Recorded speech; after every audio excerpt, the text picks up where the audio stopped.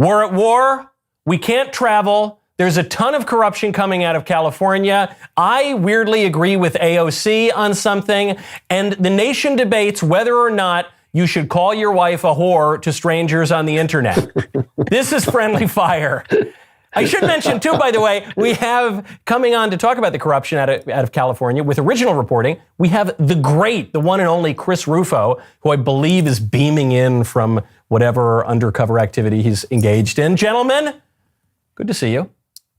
Good to see you. Yeah, it's mediocre to see you too, Michael. I mean, are we going to be joined by the biblical prostitute Rahab to actually discuss the merits of prostitution? I wish we were. Prior experience. The prostitute thing, what I love about, she wasn't actually a prostitute. She was apparently just promiscuous, according to this tweet that now has 27 million impressions. What I love about it, though, 27 million. It actually... Give some context, Michael, so people know what the hell you're talking about. All right. Because if you miss this, you kind of need the context.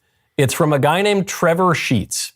And I'm not going to read the whole thing. It's just like a manifesto. But he says, and what's going viral is, my wife was formerly promiscuous. I was a virgin. She was then radically born again, committed to church, evangelized constantly. All good. Then he goes, Puritan books in her bedroom. Okay, that's not... A friend of mine said that Thanksgiving is a real holiday in the UK because it's when they got rid of the Puritans, but whatever, we'll move past that. Prayer journals, grief over past sexual sin, etc. We got to know each other. We got married. She's purer than most virgins now because biblical purity has less to do with the past than with the future. We're too quick to forget the story of the woman labeled as a known sinner or prostitute. It goes on and on about Christ's redemption. And so we all agree. I say that's really wonderful. Yes, the devil whispers in our ear, says sin doesn't really matter. The minute we do it, he tells us we'll never get past it. We're bogged down in our shame. We can be redeemed. We can cooperate with God's grace. Should you really call your wife a whore? Do you really have to tell everybody who your wife slept with? First of all, listen, this girl was terrific, by the way. I just want to say, okay, come on. I'm glad she's been saved, but true. I have such fond memories. That's why it has 27 million hits. It's all those guys coming back. Oh yeah, I remember that much. And then you put a picture of her up too, which is just terrible because then it's like, not only is she a whore, here's what she looks like. Yeah. That's quite terrible. I hate that. I hate that so much. Like, if she were going to tell that story about how she redeemed herself and it made her marriage better, pure. But like, I'm sorry, dude, unless you got like explicit permission from your wife to unearth every aspect of her past that she's humiliated by. I just can't imagine. Can you imagine any other sin where you would just do this to your wife? Like, my wife, she used to sell drugs to kids. She's really like the best, like incredible, like just was picked up for selling hashish to children. Yeah, my wife used to do drugs. But now she still does, but she also used to do them too.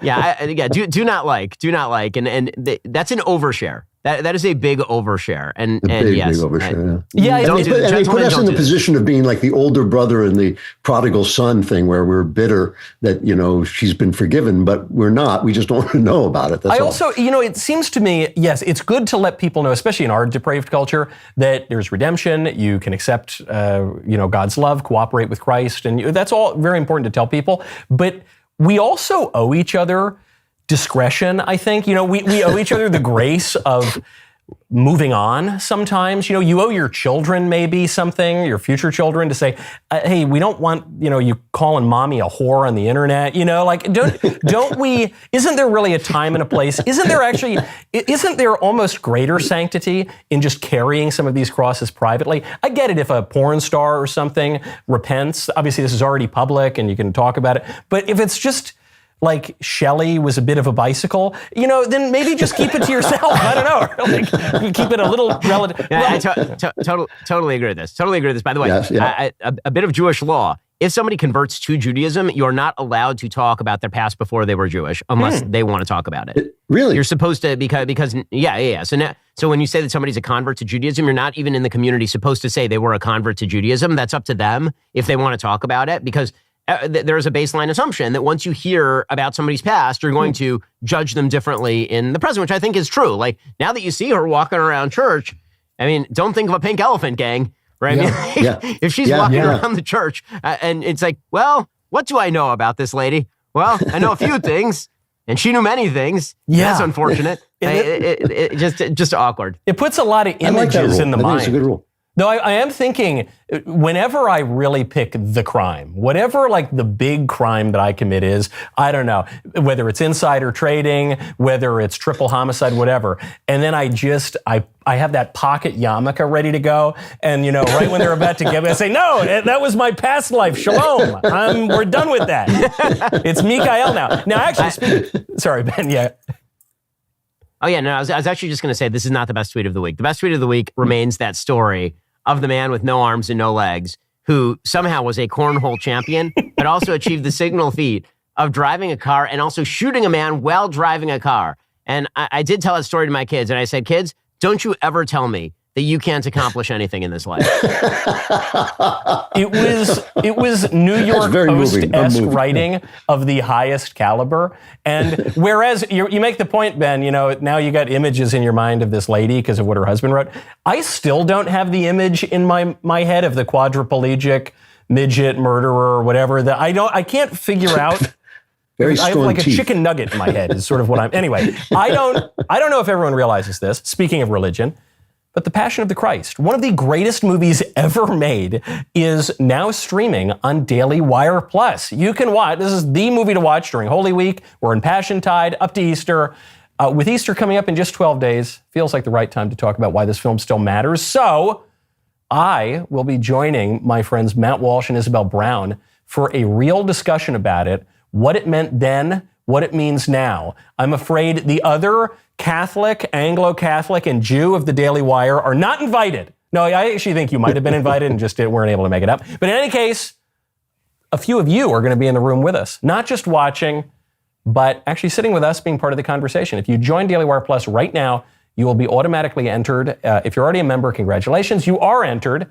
Details are at dailywire.com/passion. Shall we bring on, is this enough babbling about paraplegics and God, I can't wait for it to end. prostitutes? Yeah, can we bring on Christopher Rufo? I have to. No. I just have to ask one question. I have to ask a question. How was he able to accomplish this if he had already been unarmed? You can never. I don't know what you want from me here. Anyway, thank you all for joining Friendly Fire. We'll see you next week. We're joined now by Christopher Rufo. It pains me to talk about something substantive on this show at all, but I believe you've done some original reporting, Chris, to unveil left-wing corruption. Is that right? Yeah, that's right. I'm spending the next year plus looking into corruption in California. So it is a very rich territory. And to my surprise, it seems like nobody has been looking into it at all. And so we're starting to find some great stories of waste. They spent $100 million on a bridge for monarch butterflies. San Francisco is giving money to nonprofits that specialize in providing massage therapy for Black criminals. A lot of things are happening in California that we're finding out. It's going to take more than a year. You're going to need a bigger notepad, I think. This is the kind of the follow-up to, well, you had uncovered a lot of corruption in Minneapolis, and then Nick Shirley and other people went really viral, going out, taking videos of this. This was a major, major news story. I thought this would be very helpful in the midterms to Republicans. Now, I'm not sure if anything will be helpful to Republicans in the midterms, but we can analyze that in a moment. But I'm not really seeing a lot about this. I mean, I follow you very closely, Chris, but shouldn't this be a bigger story? It should, but I think it just really depends on who is able to do it. So to her credit, Bari Weiss has forced CBS News to do some of this reporting, which seems kind of odd and out of place for a major news network to be looking into Democrat corruption. There are some people that are looking at it behind the edges, but the reality is that those of us on the right do not have the same kind of media apparatus that the left does. And I think, of course, Daily Wire is adding investigative reporting. We're adding it at Manhattan Institute. But it's going to take a bit more to uncover the corruption and turn it into these stories. The good news is, as we did in Minnesota with the Somali fraud, sometimes these stories can catch the public imagination in a way that has real political consequences. And so my own personal goal, I'll share it here, is to do to Gavin Newsom in California what we did to Tim Walz in Minneapolis. I think it's possible And certainly California is providing a lot of opportunity to do so. Chris, I do have to ask about the monarch butterflies. Well, yeah. This is my question too. It's the same question, Drew. So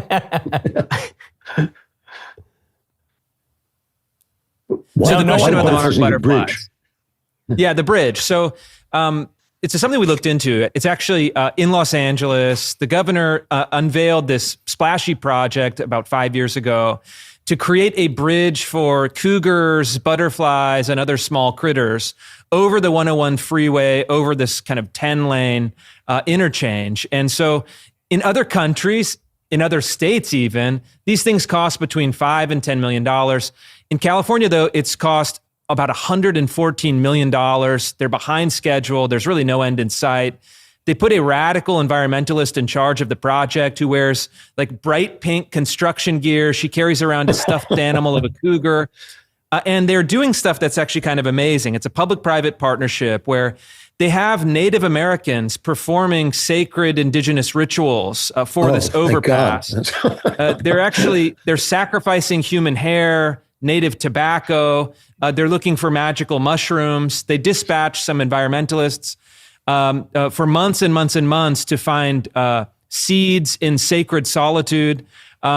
The whole thing is like an episode of Portlandia, but then you realize, no, this is just how California builds its infrastructure. Oh, no, I'm just a little confused, Chris, because I thought all the cougars in LA hung out at the W Hotel waiting for those hunky athletes to come on by, maybe buy them a drink. But you're saying that the bridge is not in downtown Hollywood. This is somewhere in the hills or something. Yeah, no, it's not the cougars at the Whole Foods in Venice. Yeah. This is a different kind of cougar. It's a mountain lion. And even that is kind of amazing. You actually look at aerial shots of this bridge. They're building a bridge from this kind of untouched wildlands where the cougar has a natural habitat. And then they're building the bridge into a suburban neighborhood. And so in some ways, it's like some environmentalist version of The Purge, where they're letting these cougars into this neighborhood filled with pets and children and elderly people. Look, in general, cougar attacks are rare, but they have been increasing over the years. And there was a story in LA. They have these inbred cougars in the Griffith Observatory area that have been attacking pets, kind of chomping on Fido the dog. So it may be in our future. It may be some kind of depopulation scheme. Time will tell. So they're eating the dogs. There were a few attacks at the end of a bridge. What we're saying now. Do you think that any of this will actually hurt Newsom? Because I think he's probably in the lead right now for the Democrat nomination. He's already leaning in to one of the attacks that we've made about him in recent years, which is that he looks just like Patrick Bateman and acts like Patrick Bateman and probably chops up hookers and has them in his freezer, allegedly. I know we have to say allegedly, but he leaned into it and he posted this picture where it was half Bateman's face and half his face. And I don't know, I get the impression that he is now comfortable as the front runner. So I think you're totally right to do some actual productive right-wing operative work and try to take this guy down because I think he's the biggest threat. But does anyone care? He's such a failure. If he's already the top of the heap, it just seems like nothing's going to take him down. Look, I don't think a stylistic critique will work. And in fact, what we're seeing with Gavin Newsom is the same thing we're seeing with the young looksmaxer clavicular, where you're focusing on his physical appearance or his mannerisms or his aesthetic appeal. You're not going to win with Gavin Newsom because, look, we'll admit it, as some four very heterosexual men, Gavin Newsom is a handsome guy. Sexy. He's a charismatic guy. He has some kind of magnetic appeal. And look, like 50 Shades of Grey is a popular novel for a reason. I think he'd do very well with the women's vote on that. But I think what does have a chance to really damage him is if we can show definitively that what he's done in California is a disaster on an unprecedented scale. And so my team right now is finishing a report which should come out in the coming weeks where we're tallying not just billions or tens of billions of dollars in fraud, but potentially hundreds of billions of dollars that has disappeared from the California state budget during Newsom's tenure. And so, look, Americans, they like their Teflon politicians from Bill Clinton to someone like Donald Trump. I think highlighting that doesn't work, but I think highlighting and documenting concretely the disaster that Newsom has yielded in California, could be, as we saw with Tim Walz, the thing that finally kind of tips the public opinion over the edge. Are you guys I have a question. There's one thing I've always wondered. This happens in California. Happened when I lived there, way back in the day. They send them money for a bullet train, for instance. The thing never gets built. I mean, not a single rail is laid. Where does that money go? Where does the money go? Nobody ever sees. Not a single reporter ever seems to ask the question: where do these billions of dollars disappear to? Who's banking them? It's a really interesting question. And so there's kind of the direct beneficiary and the indirect beneficiary. So let's talk about Medi-Cal, which is California's healthcare system for the poor. During his time in office, Gavin Newsom has almost doubled public expenditure on Medi-Cal. It's something now like $200 billion a year in public spending in California, which is bigger than the GDP of many, many countries around the world. And we know from government estimates that between 10% and 25% of Medi-Cal is lost to outright fraud, criminals who take that money and in many cases send it overseas. And so you're asking, well, what interest does someone like Gavin Newsom or state Democrats have in allowing this to continue?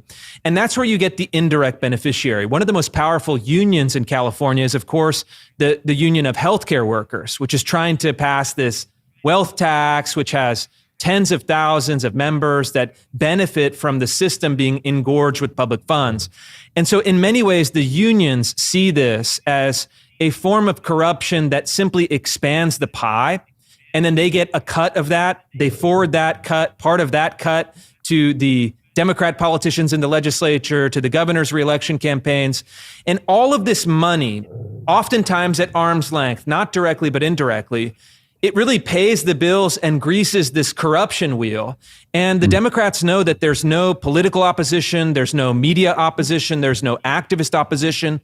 They have virtually total control, like a Mexican one-party state system over California, that they can operate a massive fraud scheme with impunity. Everybody gets paid, and all they have to do is just keep that lid on the pot, keep the corruption at a simmer, and hope that it doesn't boil over.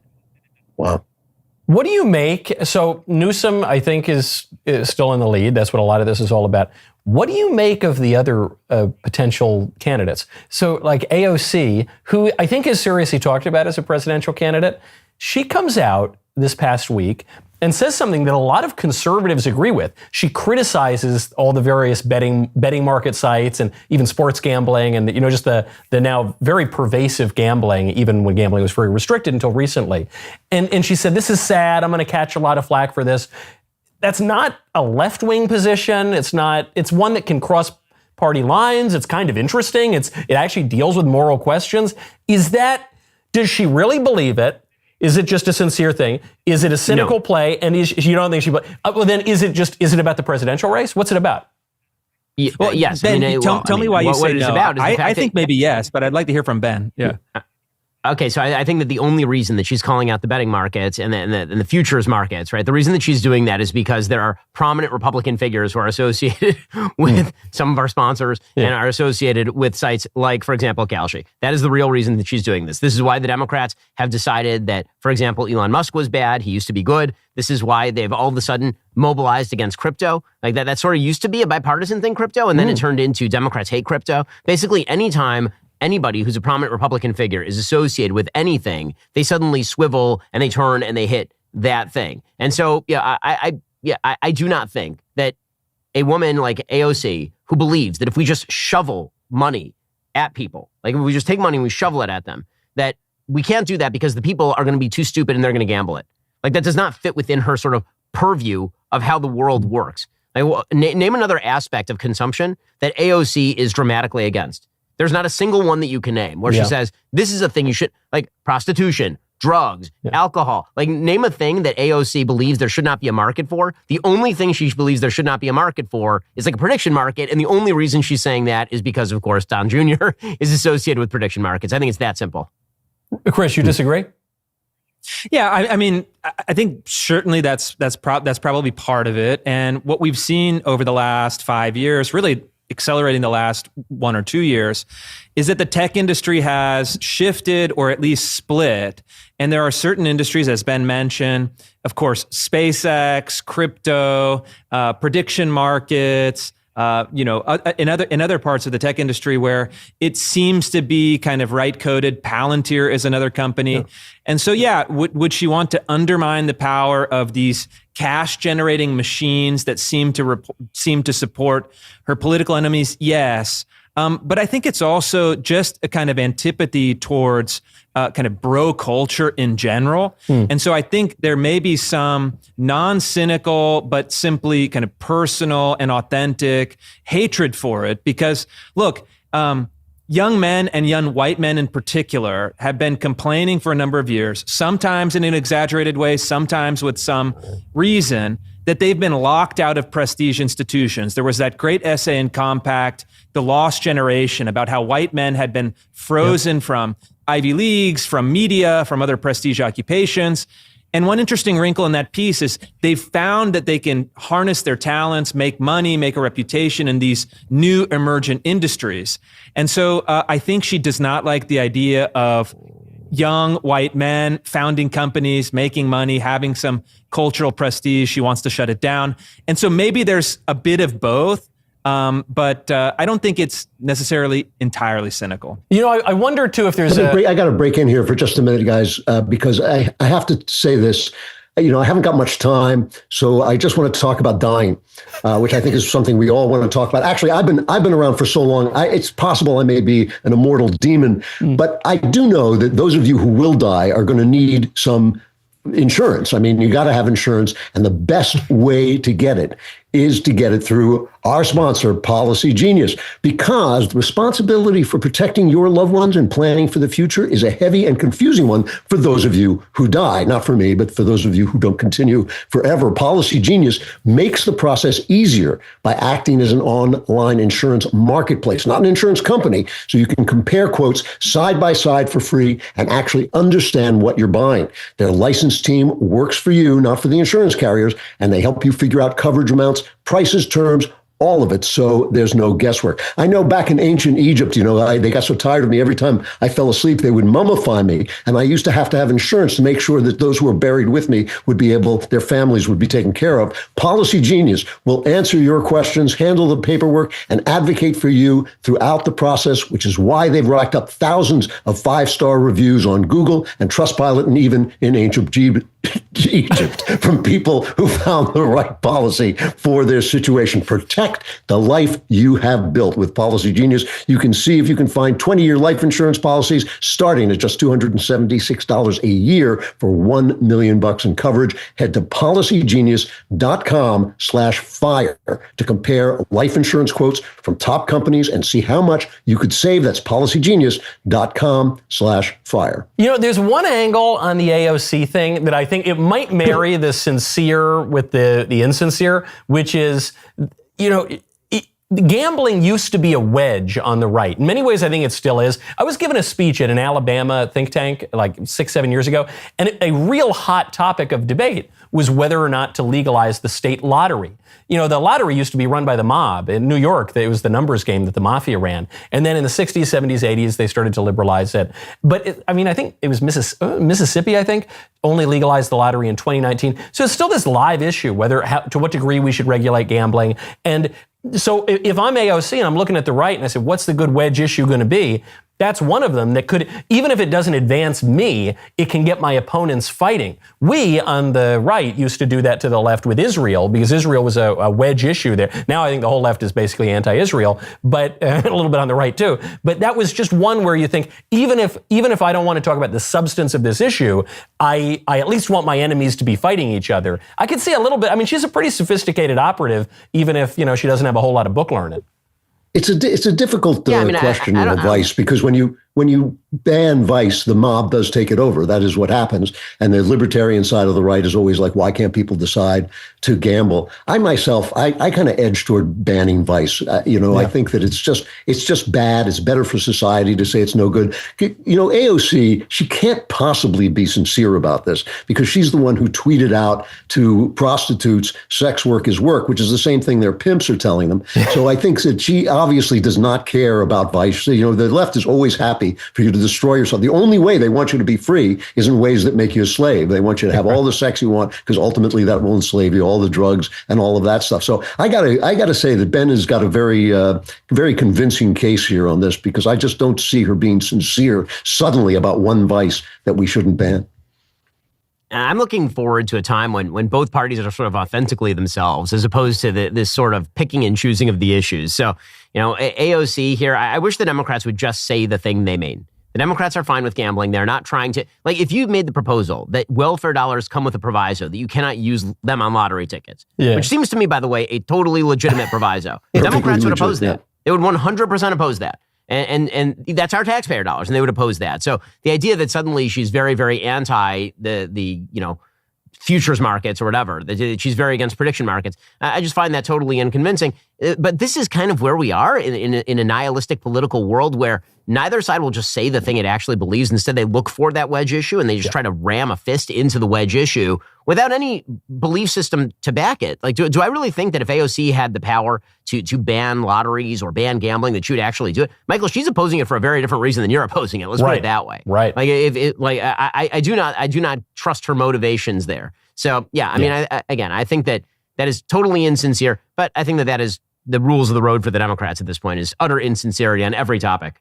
Yeah, that's true. But, I get it. Look, yes, I think you're right. I totally agree with you. The problem is, though, wedge issues are a lot of fun and we all love playing with them. And what's weird today is that like every issue seems to be a wedge issue, even down to the Iran war, which is we're now in our third week of the Iran war.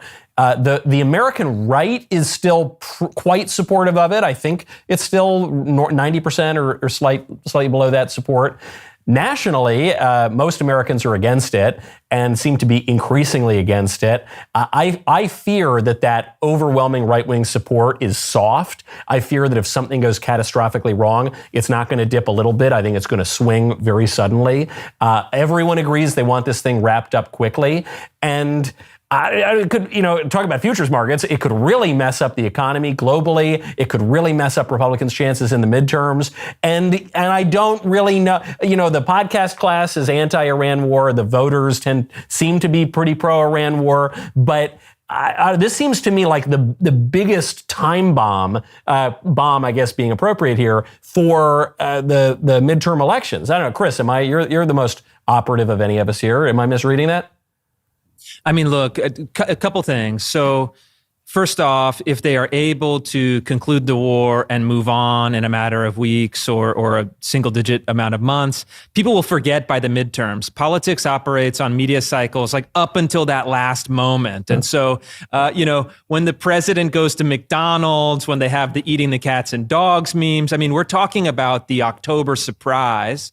And so the public will make a late-breaking decision. And if the war is still in the news then, I think it's potentially catastrophic. If the war is out of the news, they'll make a decision on a different basis. But the general tide and the general thermostatic effect of midterms, when there's a three-part control of government for one political party, suggests that Trump is going to be, kind of wiped out, at least in the House. I think that's still probably the best bet. But this gives certainly some new uncertainty. And my big fear is that uncertainty can spiral out into a number of different directions. A couple of those would be very concerning that you've outlined. And I guess the other side of the question, and I've asked this to Hawks over the last few weeks, haven't got a sufficient answer, but is what does victory look like? How do we know when we've won? And what do we get if we've won? And is it so kind of clearly and significantly better than the status quo ante prior to hostilities that voters will reward the president? Again, you should never analyze these solely on political considerations. But I think both the substance and the perception, to me, on that other side of the issue, are still a bit hazy. The administration hasn't quite articulated them as I see. I agree. I agree with you on this, Chris. I think it's. Let me just, because I want to hear you, Ben. But it's just, I think that the time bomb analogy is a good one. I thought this for a while. I think Trump has about 2 weeks really to come up with something that looks like victory. And I think that whatever he does, of course, the press is going to call it defeat. If if they actually have regime change and an angel comes in and runs around in a moral way and turns over all of their plutonium, it's still going to be they'll still find a way to sell it as a loss. But I think that the one thing that I would like to see, and the thing that I think he could do pretty quickly, is if he buries even deeper the buried, nuclear material that they have, which he could do with a bombing raid. I think that's going to be the last thing he wants to do. But I think in the meantime, the idea that they're going to get regime change, I mean, they are hanging people in the streets. Very tough for those people to mobilize an actual rebellion with the way they're killing people. The Israelis have done a great job of killing off their security forces, but still, they're just a brutal, terroristic regime, and they're willing to hold on to it that way.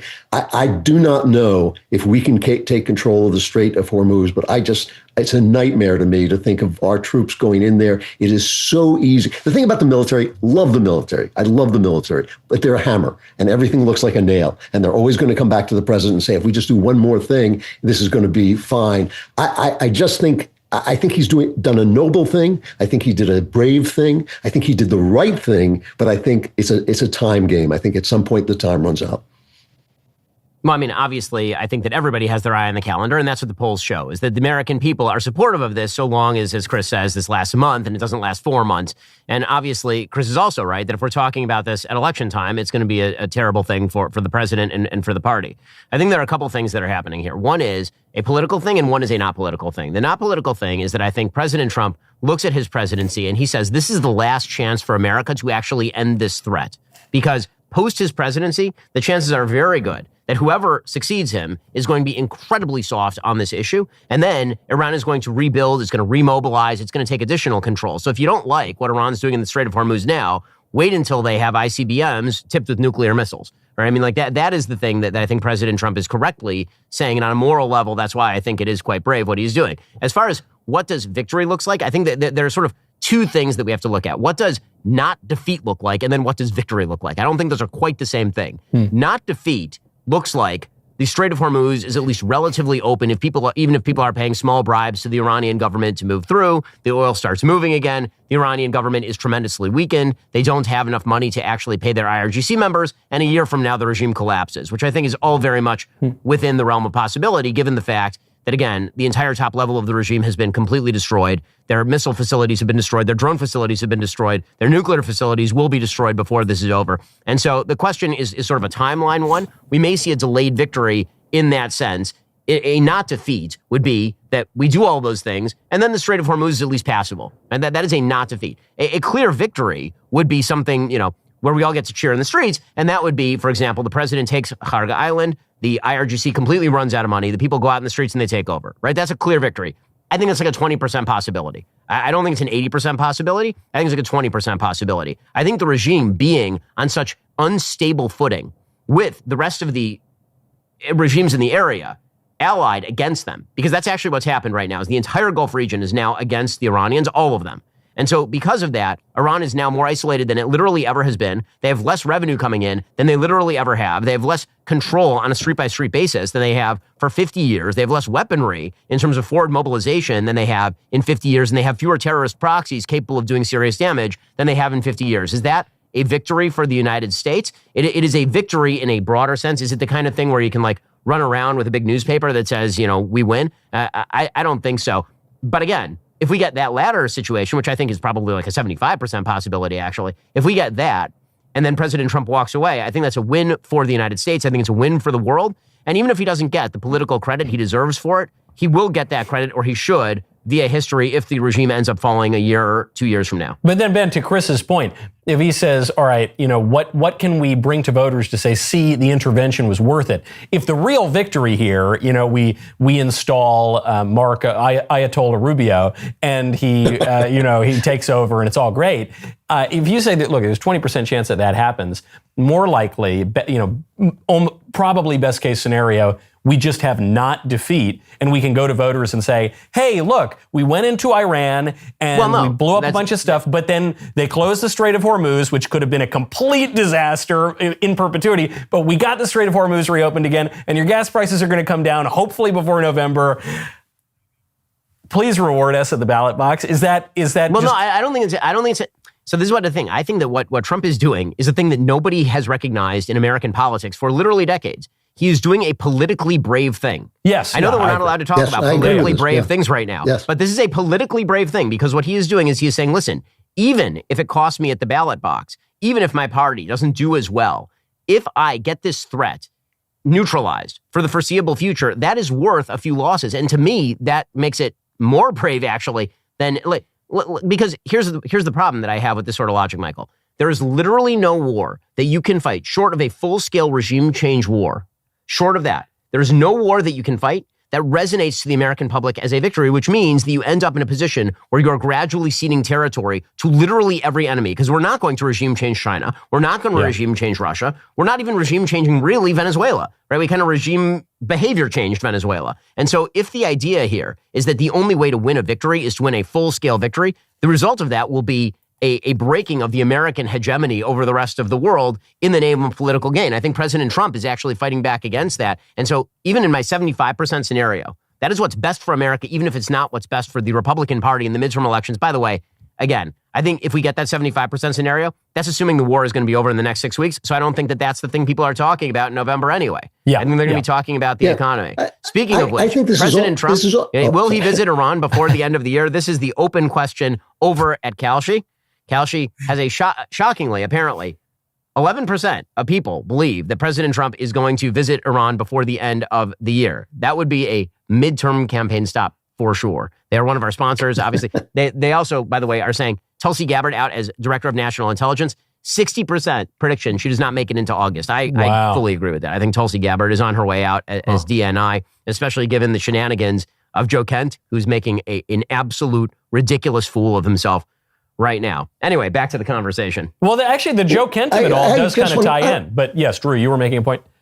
Yeah, I want to say that, I think that what Ben is saying about the courage of Trump, the political courage of Trump is absolutely true. And I think it is incredibly frustrating to have a press corps, which, as Chris says, still has a lot of power, more power than the right-wing rebel media, selling this as if it were some kind of military catastrophe. I mean, it's almost comical to read. I read the New York Times every morning for my sins, and it's gotten to the point where it actually makes me laugh out loud to watch what they call the news over there, which is just one defeat for Trump in Iran after another. But still in all, I mean, that is part of, that is part of the way the electorate feels. And we do have to deal with that because the people who are in the Democrat Party are no longer the Democrat Party of old. They're no longer people who want to push the ball a little bit left of the 50-yard line. They are full-scale anti-Americans. And I feel like some kind of right-wing nut when I say this, except they keep proving it. There is nothing they will not do that puts this country last. And their attempt to destroy ICE so that they can keep all the people that they came into the country under Biden. The fact that they won't cover the murder of a young woman in Chicago by an illegal alien because they don't want to put illegal aliens in bad odor. The fact that they won't point out what Zohran Mamdani is doing in New York. I mean, one of the most evil politicians I've ever seen in this country because they're afraid of its being Islamophobic. This is a party that is not for our country, and we have to keep them out of office as much as is humanly possible. I totally agree with this. And obviously, the political considerations do matter. And I will say that what I'm afraid of is broader than just the Democratic Party. I think there is an America Last segment of the body politic that I do think has infected a segment of the right. I don't think it's a huge segment of the right, but it's certainly infected a segment of the right. Though. I don't know what else to call it when Tucker Carlson is having on full-scale Chinese propagandists to discuss why America needs to cede power to China, while this schmuck who's going around declaring that the Illuminati run the world. I mean, this is literally who this guest was. The rise on the right of this America last ideology, where America is a nefarious force in the world, and thus its impact must be minimized. I don't want to conflate people who are, asking, I think, serious and decent questions about the war and where it ends. That's a normal thing to do. And of course we should do that, because it's all a risk-reward scenario. And how do you think it's going to turn out? That's a different thing from the idea that America has done something morally evil in what it is doing right now, and that America, in joining with Israel to take down Iran's ballistic missile and nuclear facilities, is doing something quite terrible. And actually, what we really need is Sharia law in American cities to make them cleaner and better. Right? That seems to me a very different thing. I'm trying to believe that Ami Kozak has just perfected his Tucker Carlson imitation, and there's no longer actually Tucker talking. Well, there's always been this kind of American opposition to America. Probably the clearest example is Jane Fonda sitting at the anti-aircraft in Vietnam. But you would sometimes get some of that on the right. Now, maybe it's a little more pronounced in more public aspects of the right, even though it's a relatively small percentage. But the question then I have to ask is, if I'm not trying to examine motives, if I'm not trying to get into the psychology of what's prompting these kinds of attacks, is there a sincere reason that someone would say, hey, we actually do have to cede a little bit of our international ambition?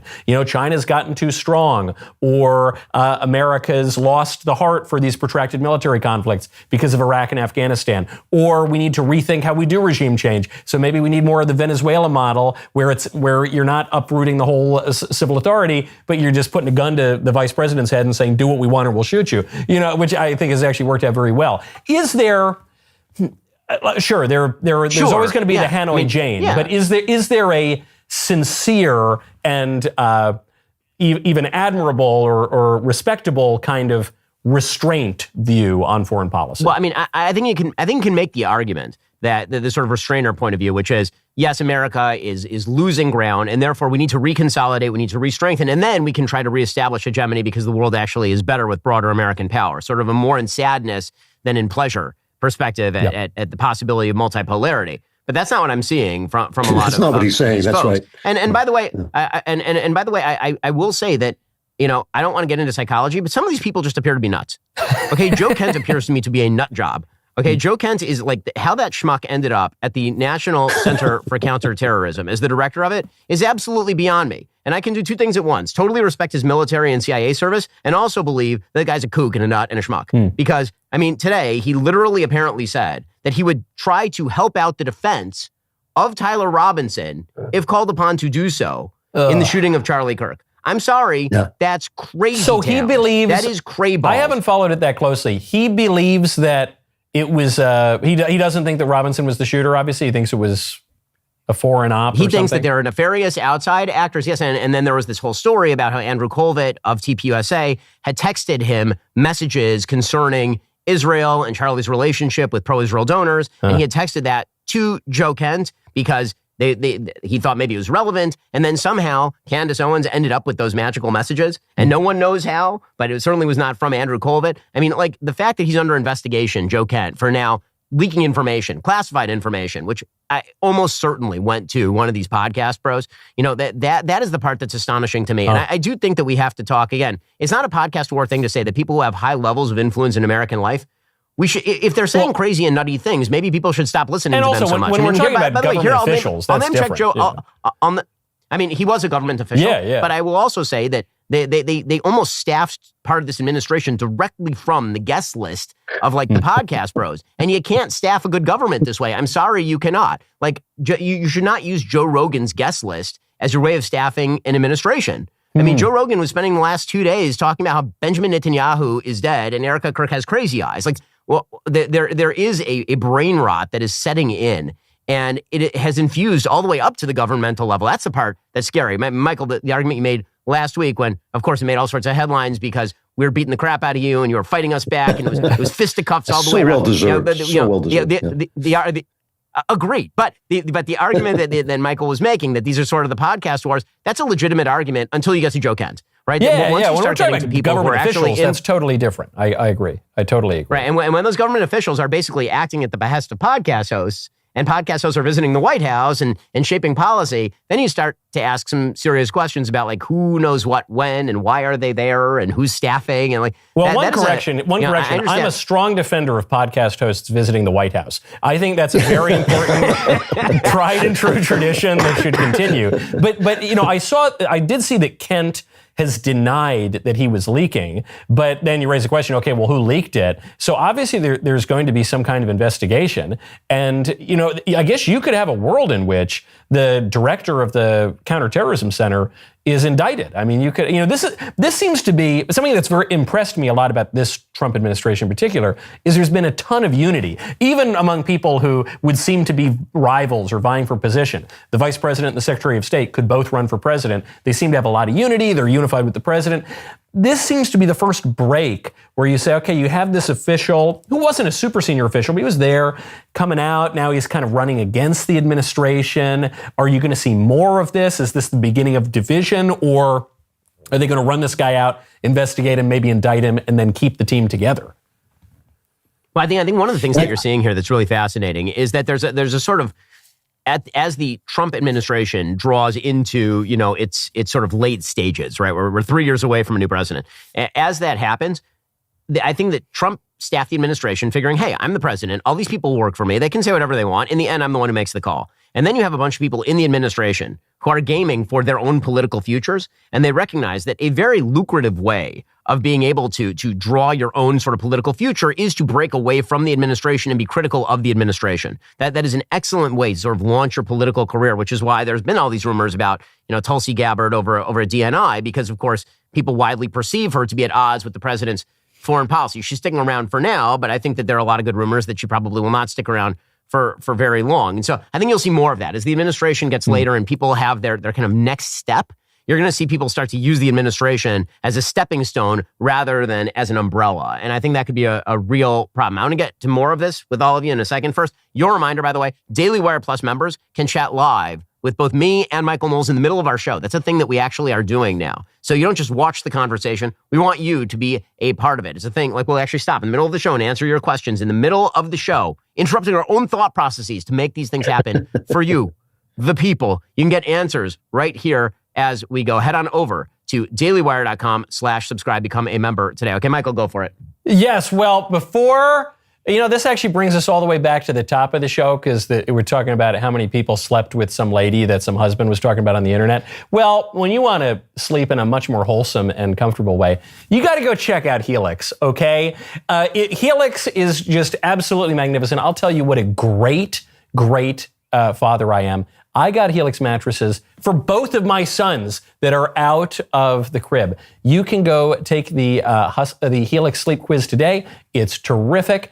You can figure out how to get a customized bed that is scientifically selected and perfect for you, uses your sleep preferences, position, firmness, other factors to match you with the right mattress. Far more rational system than wandering around the showroom and laying on random beds, okay? Which is, one of those phenomena that we were talking about earlier in the show. Helix is an award-winning mattress brand reviewed by outlets like Forbes and Wired.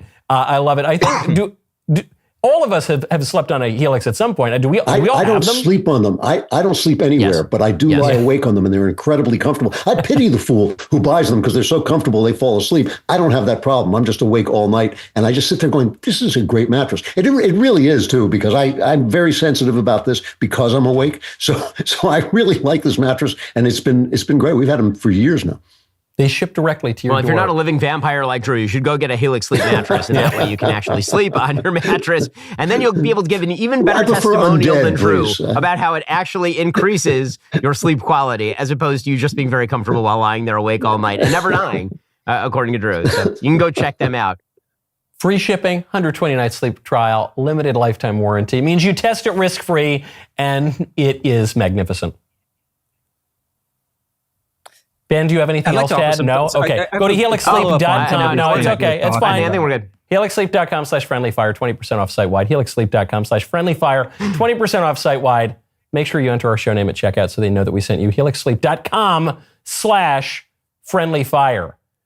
Chris, I'd love to get... I'd say the production quality on today's show has been excellent. It's magnificent. Yeah, really great, on top of it the whole great day. Great prompting, so good. guys. So good yeah, all the way through.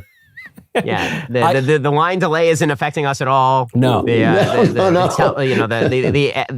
echo. text has been just like the echo. I'm only was just great. now Like, hearing about the every girl who element of slept it's with all been those on people. the mark. The question So is this setup functioning as well or better than the White House right now with all this consternation? And Chris, I would like to get your take on it because, wrangling Republicans is truly like herding cats. They all want to go off in their own different directions. There actually are lots of ideological disagreements. There has long been an anti-war right. There's a more pro-war right. There's a tariff right. There's a free trade right. It's hard to see what keeps us together other than parted hair and, garish neckties. But right now, we're looking ahead at the midterms and then at 2028. Is that Trump cohesion destined to fall apart? Are we going to lose the DNI? Are we going to lose, who knows, Secretary of State? Are we going to, is this it? Certainly, I think it's possible. I think there are, frankly, some members of the administration who aren't performing, who should be let go. Kash Patel, it would be high on my list for that to happen. But the broader picture that I think we need to understand, and we're kind of dancing around the edges of, is the relationship between the right's media apparatus and the right's political apparatus. Look, at their worst, these things are in tension or in contradiction, where you have the political apparatus oriented towards power and the media apparatus oriented towards money, monetization, audience, et cetera. Sometimes those things overlap in a healthy way. Sometimes they point against each other. And we're entering a media moment where, and you can see it, it's just getting bigger and bigger and bigger, where the incentive systems are not overlapping and integrating in a way that advances the public good. And I'll give you a specific example of what I mean. My specialty, what I do is I take investigative reporting, I turn it into kind of media campaigns that try to drive public policy. And I'll tell you, the last 3 to 6 months have been very difficult relative to, say, the first 3 to 6 months of the administration, precisely because the conspiracy podcasting, the anti-Semitism podcasting, the kind of general just psychotic or schizo breakdown of the right's media apparatus in many quarters, not of course in these quarters, has degraded the ability for the right to be effective. And what happens is that political leaders often respond to and follow media narratives. If the media narrative is get rid of critical race theory, abolish DEI, stop kind of trans insanity in schools, that leads politicians towards a greater understanding of reality and towards some sort of positive policy outcome. If the media narrative is, did Israel kill Charlie Kirk? Not only is the breakdown epistemological, meaning we can't actually see the truth, we're not tightly kind of clung on to reality, but there's no positive outcome that can emerge from that. There's nothing we can do. If the premise is false, the conclusion is impossible. And so every media cycle that is dominated by the interpersonal tabloid drama or just the kind of brain-addled conspiracy is directly harming the Trump administration's ability to succeed therefore directly harming its political fate. I gave a speech on this topic to members of Congress 2 weeks ago. There was a GOP retreat, and it was on this exact point. I said, guys, the problem is, my invective against the podcast wars, it's not actually because of any of the personalities, all of whom I at least have been friends with, almost all of whom I have been friends with at some point, some of whom I'm still friends with to this day. But I said the problem is structural. There's this moment where when the media and the political, the elected types, where their incentives were really aligned in 2024, we called it the podcast election. But increasingly, you're seeing a divergence of their interests. To the point, I can even see it sometimes in my own views or in my own ratings, where I think, I know if I talked about this sensational thing, or if I said something that I actually think is unjust, or if I even talked about all the people who are saying and doing the unjust things that are politically irrelevant, that have nothing to do with advancing the administration's priorities, but are just kind of titillating, I know my ratings would go up and I'd make more money. But I don't want to do that. I'm more of a political animal. I want to advance the political good. But it doesn't matter what I do or not. If that is the case, that for the right broadly, you have a media machine that is incentivized one way, and you have a political policy machine that's incentivized another way, it's just not going to work. And it's so painful to me because, I don't want to beat up on you again because it just makes you look so bad. But I think that the problem is that it is structural. You're right about this, Michael. It is structural. Yeah. But part of that structure is that falsehoods get out by powerful podcasters into the general public, and you find yourself, talking to people who think that Winston Churchill put his opposition in prison, which is simply a falsehood. And I think that is something that it is our job to correct. And I agree. This is not something I want to see. I do not want to see us arguing about this stuff. But I do think that it's incumbent upon us to speak the truth when other people are speaking lies, especially when they're speaking lies that are very popular. I mean, the other thing that I'll add here is that it's not just a matter of topicality that is incentive misaligned. So yes, you will get more views talking about, the Candace Owens' latest crazy theory than you will talking about, the immigration fight that's currently happening over funding of DHS. Obviously, that's true. However, there is another incentive structure that is significantly worse than that, which is if you are the person who exposits the insanity, you will get exponentially more traffic than the person who debunks the insanity. Right. Yeah. There's a difference there. So lumping, it's almost a category error to say. Yeah, it's two levels. On the one side, you have the people and so I would put closer to basically I would say the rational and the irrational. What we're the incentive structure right now is toward the irrational. It is toward blackpilling, and that is the opposite of the stuff that Chris is doing. I gave a speech in Manhattan Institute a few weeks ago, and this was basically the topic of my speech. It was, one of the things that we ought to do as conservatives is be solution driven. Why? Because solutions, number one, help people, but number two, if you can solve things within the American system, that does uphold the American system, which is an inherently good thing to do, because the American system is a good thing. The black pill that people are taking right now says the system is unfixable and inherently bad. And therefore, any solution that you effectuate within that system is upholding an unjust and terrible system. Yeah. And that right now is incredibly sexy to people because people have decided that the institutions themselves are bad. And so what's really selling is people saying, even the institutions you used to trust, they're lying to you. And they're not just lying to you about some things, they're lying to you about literally everything. There is nothing you can believe. And what's even better for the podcast bros is they can say, the only person you can trust is me. And the way that you can trust me is because you can't trust any of them, because I'm saying you can't trust any of them, and the institutions are all corrupt. And the way you can tell they're corrupt is because I'm about to tell you that aliens killed Charlie Kirk. And they would lie to you. They, right, the unspecified they. They will lie to you about this. They will tell you that there's an actual evidentiary system required. But I know in my heart, the dream came to me that actually it was somebody else who did it. And I'm so honest and authentic that I can't be controlled this way. I'm free. I'm free to say what I want. I'm not being paid. I'm not being controlled by anyone. Now, of course, the answer is all these people are being paid.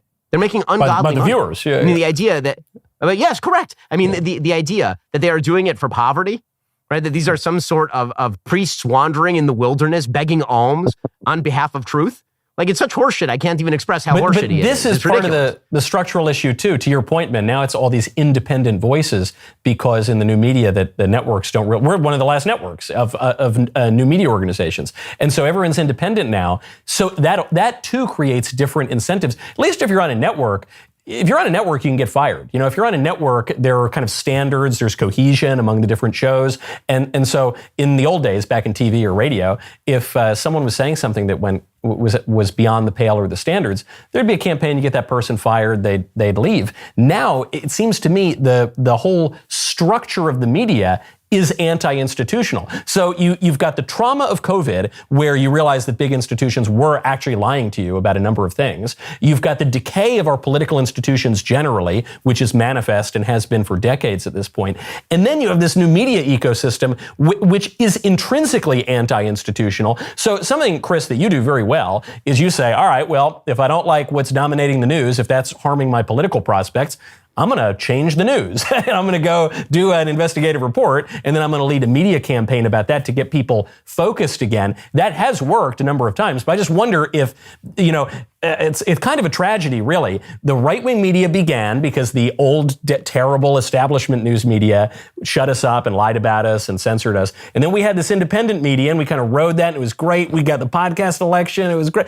And then the thing that made us great ended up being our own downfall in the right-wing media. Is there to get to the point on structure, is there any way to fix the incentives? Yeah, I mean, you have to understand that the structure is new. And so it's not just Fox News, NBC, ABC that have standards and practices. They have legal review. They have an audience that is aggregated and then sold to, Fortune 500 company advertisers. The new structure, and the structure we're not talking about, is the algorithm. And so the media and technology companies are, the technology companies are not media companies, but in a sense, they've replaced the media companies. And it's like looking into a black box. And I know there's been a lot of talk about the Twitter algorithm, how that's changed. I think there's been a lot of talk about the YouTube algorithm and how that's changed. And look, what happened after COVID was censorship, especially censorship against the right, against dissident voices, was wrong. We shouldn't go back. But paradoxically, by Elon opening up the algorithm, by YouTube loosening some restrictions on the algorithm, you have now a new problem that needs to be solved. And again, I'm not endorsing censorship. I'm not saying we should go back, but we have to grapple with the fact that if you're on Twitter right now, truly psychotic narratives gather steam at a rate that cannot be kind of debunked in a cool, calm, and sober way. And that has downstream effects on all of the various platforms. And then what's happening is that people in the legitimate media are sensing the feeling of the algorithm, and they are chasing the algorithm because that's where the audience is, that's where the ad revenue is, that's where their narratives are going. And so, look, are there nefarious things happening with the algorithm, with foreign influence? You hear a lot of whispers about this, nothing extremely concrete, but we should inspect, at least at the theoretical level at this point, that we are becoming creatures of the algorithm. And we have to understand the algorithm at least as good as we understood the old networks. If we want to understand how to triumph over some of these blatantly false and conspiratorial narratives and create a right-wing media machine that is once again oriented towards achieving things in the public arena that advance the public good. I have to say that this is actually something I'm worried about in the short run, but not in the long run. I mean, gatekeepers come back. The important thing is that we make sure that we are at the table when the gatekeepers come back. The appointment of Barry Weiss at CBS is a perfect example. She's a liberal person, but she is a fair person, and she understands that news cuts in both directions. And the fact that she's being attacked the way she is shows you how desperate they are to maintain the power that is already crumbling. I'm not as worried of this becoming pure chaos. What I'm worried about is who makes it to the table a little bit. I'm a little bit more worried about that. I'm very disappointed in people following the algorithm and starting and getting on board the train, the conspiracy train and the crazy story train and all that stuff. But eventually, things have to congeal. They always do, and the people start to be in control again and start to, cooler heads start to control things. What I think we have to do is we have to make the case that fair news is good news. That doing your job, not changing the world, not telling us the truth, but getting the facts, gathering the facts, telling us the facts are the important things. I think, Chris, I admire you. I think you've done a tremendous job of being that kind of voice. I think the DailyWire now is hiring the kind of people who can help us become that kind of voice, gathering news. I mean, from the very beginning, my argument has been we need two things. We need entertainment and we need actual reporting, because we've got the opinions, we've got good outlets and outlooks. But I think that I'm not as worried about this. I think that the thing is, if we keep doing the job we're doing, which is investigating, gathering news, shaping the news, eventually we're going to win, because the fact is we're telling the truth. Yep. Some of it, what we say is opinion, but a lot of what we say are just the facts. The thing that I'm afraid of is really not the algorithm, which again, I think will shift over time. And I think, again, chasing clicks is a fool's errand, because the algorithm will shift again. And if you've lost your center, but for whales, right? You're going to sell your soul but for whales. I think that the thing that concerns me and that I'm seeing in the conservative movement is I've watched as the conservative movement went from a conservative movement to a broader anti-left movement to an even broader anti-quote establishment movement. And once you move all the way from conservative all the way over to anti-establishment, this is no longer conservative. Because the reality is that when you are conservative, there are certain institutions, not all of them, but there are certain institutions that you believe are core that must be conserved, right? That actually Brooks Brothers, you want them J to Press. remain established. and so, so I think that broader thing, I think that what the Trump era did is it shifted the conservative movement into the anti-left movement. Right? Rush Limbaugh said this famously, right? He changed the Institute for Advanced Conservative Studies on his show into the Institute for Advanced Anti-Left Studies. He switched it back, but he did switch it, yeah. He did switch it. And I think it was indicative of kind of where the movement was. It's like, we can't win as pure conservatives, so now we're just going to become broadly anti-left, and we're the anti-left alliance. And then after 2020, it turned into we're the broad anti-establishment front. And I think one of the problems that the Trump administration is having is now they're establishment. So what happens when you are an anti-establishment front that is the establishment? And the same thing happens that always happens, which is you start to eat your own. And so I think that is an inherently unstable coalition. There's no such thing as an establishment, anti-establishment coalition. It doesn't work that way. And so that's why I think you're seeing a lot of the chaotic ideological breakdown that you're watching right now. Yeah, that's true. And of course, we